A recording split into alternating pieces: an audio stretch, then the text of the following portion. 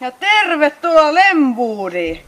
Nyt on kato tosi hienoa, kun nykypäivän ei tarvitse enää kirveen kanssa tehdä niin paljon töitä, kun on tämmönen ihan niinku nykyaikana klapikone. Siis tää on niinku tosi hyvä. Siis tää on niinku ihan mun baby.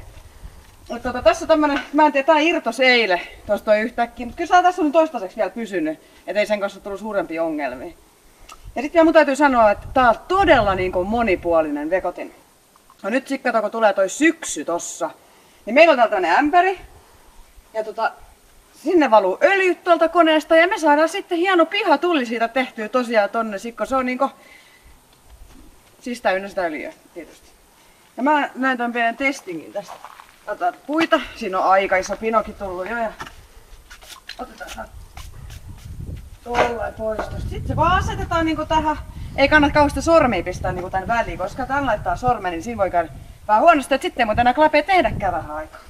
Mutta ihan niin kuin näin, ja muistakaa suojalaisikkaat, kun tää on nyt kuivaa puuta, mitä mä tässä vedän. Sieltä voi lentää ihan mitä vaan katoa naamaa, tiettekö te? Hei, kannattaa olla niinku varovainen. Muistakaa aina suojalaiset. Safety first and earn the money. Mitäs se meni? Ja sitten tästä me painetaan, mutta todella täytyy huomata, että tää on ihan metallimiehen tekemää työtä. Katsokaa, kuinka kauniita saumoja, kuin hienosti on tehty. Pyörät on ihan niinku noin ihan ässät. Siis mun mielestäni siis todella loistavaa. Mut nyt tää taidon näytä siis. Kahva alas. Painetaan vihreät nappia. Jos siellä on muita nappeja, niin varokaa muita nappeja, eikä painakaa vaan vihreät nappia. Tässä vaan.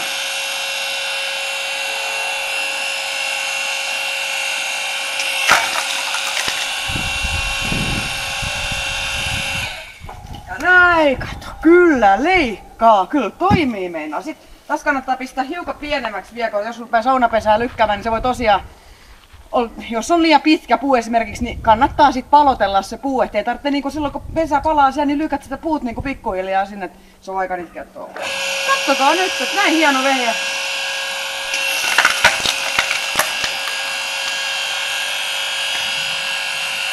Noin. Ja tule sinäkin Lemwoodiin, Elli hoitaa.